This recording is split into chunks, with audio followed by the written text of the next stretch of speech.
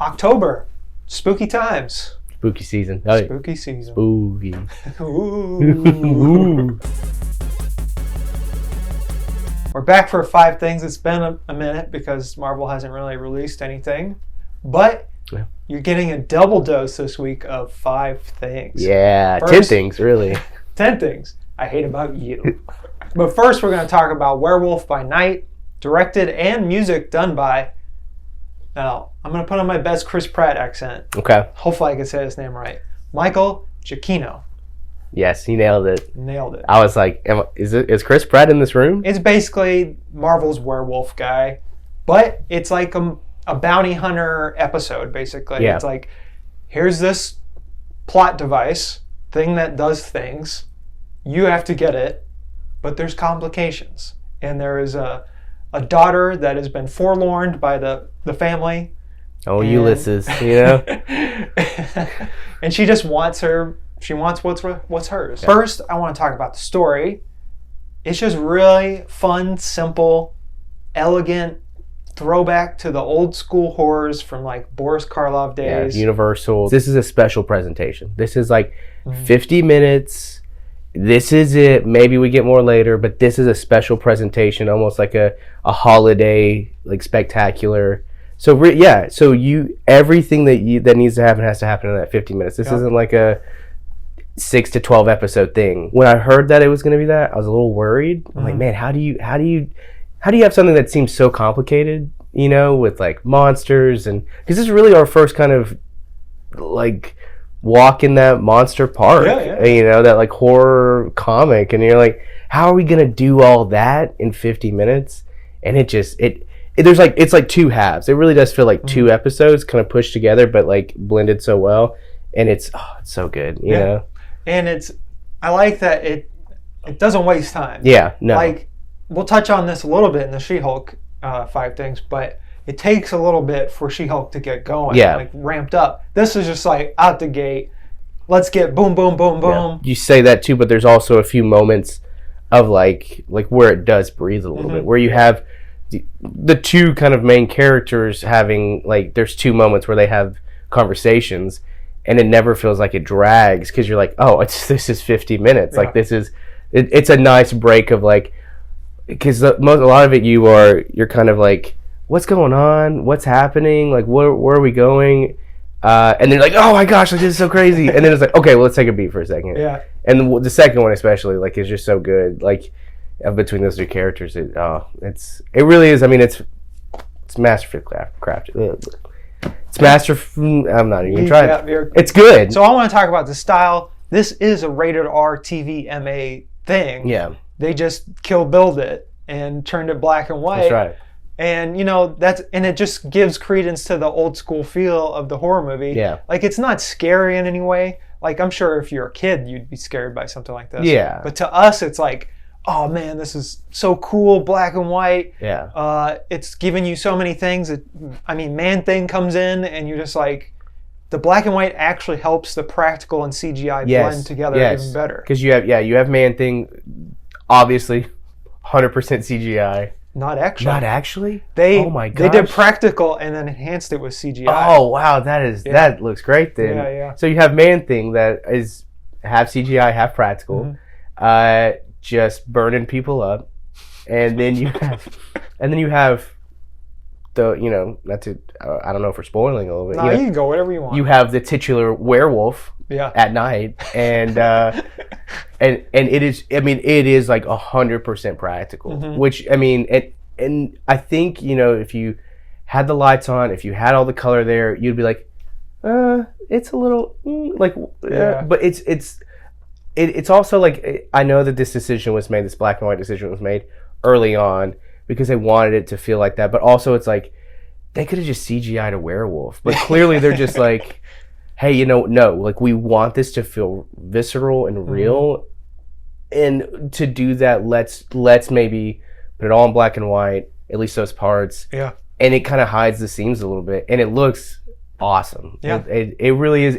It's maybe the best werewolf that we've gotten in a long time. Speaking of this, 3rd point, characters.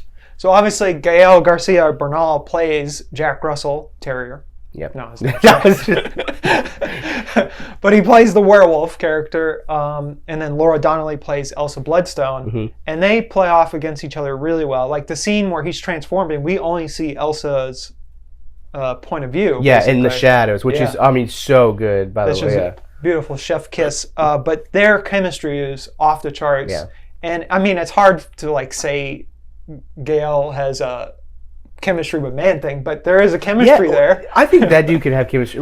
Like him and Pedro, and in a few weeks we'll talk about Andor. Like, those guys, like, they're all friends. Like, they have such incredible, like, they're so good. Like, I mean, I've been watching a lot of Coco lately. Yeah. And Gael is so good in that too. Yeah. And I was a little worried. I was like, am I just gonna hear like Hector the whole time? And I'm like, no, he's just so good. Like, he's so good. He feels like so like compassionate too. Yeah. Like, you believe like it's a very sincere character. And you believe it like 100%. It never feels cheesy. It reminded me of Seth Green's Werewolf from Buffy. Yeah. Where it's like definitely a complicated feelings. And Benicio's version, while not a great movie, he actually plays with that balance a lot.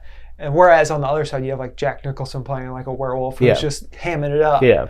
So this was really good to have like a tone down. He's like, it's not what you think, that type of thing. But also Elsa's character, we basically get an MCU Constantine without having, or Constantine or however you say it.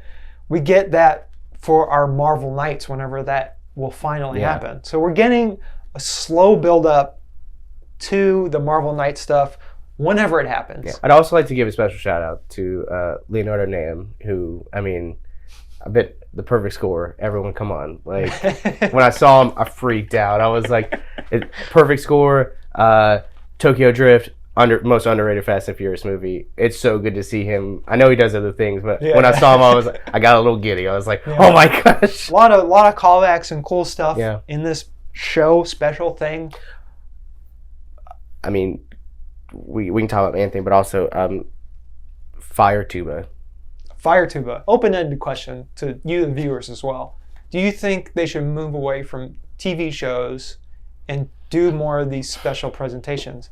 Because, a lot of the criticism online right now is there's Marvel fatigue. Yeah. Which I get it. Because I get the past few series, the first few episodes have not been like stellar, but as the shows go on, you're like, okay, I finally get what they're doing. I think it applies in certain regards. Mm-hmm. Do I think that like a Falcon and Winter Soldier works in this regard? No. Mm-hmm. Should they have just made a movie, which they are? Yes. But I like that this is that this could be reserved for, I mean, special presentations. Yeah. That these kind of bigger concepts, this like, hey, we don't have like a season's worth of stuff. We don't really have a movie's worth of stuff yet. Yeah. It's like asking when we were doing WandaVision, like, does the TV format work? Yeah. I do think, yes, I am getting a little, especially as the shows seem to be getting longer with She-Hulk, and I mean Daredevil's gonna be like 18 episodes. That thing's gonna be 80 episodes. It's like it does get a little tiring, and so this is a nice change of pace where it doesn't feel like a huge commitment, mm-hmm. but it also, like, it's nice to be able to enjoy it from my house. And also, I love that, like, this gives kind of a special outlet to people like Michael Giacchino, who, I mean, up until now has been a composer, an incredible composer. Yeah. Who has been very heavy in the Marvel universe, but it's nice that, I like the idea that, like, this is something that we can reserve for, hey, you know that thing, or that thing that like everyone kind of wants, like, let's just do it here, and maybe let's give it to a someone who has a passion for it. Like, if Florence Pugh's like, I want to direct something, they're like, hey, do you want to like, you know what? I think they're like a Black Widow special presentation would be, like okay, we've done our movie, we've done that, like, now let's hit, like, this is like the new one shot, it feels like, mm-hmm. And I love that. With this especially, we're getting a more mature side of Marvel, because, as we grow and age, they're just like wrestling, your fan base is going to age with you. Yeah. So you have to find a way to appeal to the old base while trying to appeal to a new base. Yeah. And this seems like it's much more like hey, all you fans that have been around for a while, and all you people that maybe don't really like Marvel that much, this is like, hey, like Moon Knight almost. It's like it doesn't connect to the MCU at all right now. And even if it does in the future, it's not going to impact the enjoyment of this. Or that maybe like you're going to have your Avengers, you're going to have your Thors, your Doctor Strangers, Spider-Mans, whatever, and then you could have like this almost separate thing of like, here's your Moon Knights, here's your Blades, here's your Werewolf by Night, like its own kind of, it's over here. Maybe one day they kind of connect, but really, you don't have to, don't worry, you don't have to watch like 40 movies to like watch Werewolf by Night. So this begs the question, because you know the big scene at the end of Endgame, Wong is asked by Doctor Strange, you couldn't get a little more? And now I'm wondering, it's like, since Wong knows everybody, he's in everything. The Wong universe, yeah. The Wong cinematic universe, WCU. Yeah, of course. Was Wong aware of Man-Thing, Werewolf by Night, the Bloodstone family, and did he decide to bring them into the Endgame and we just never saw them?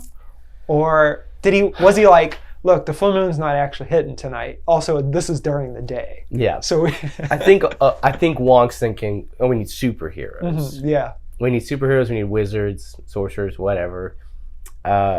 Maybe we don't need a giant creature who disintegrates people. Because really, I mean, like, he's a scary dude, but I mean, like, really, he's just arm's reach, you know. But Wong is certainly aware. Oh, I mean, like, he knows. It's probably in the Book of Ashanti, you know. Like, yeah. So, but it's the, you know, it's the theories that everyone has on YouTube and they clickbait with their titles or whatever.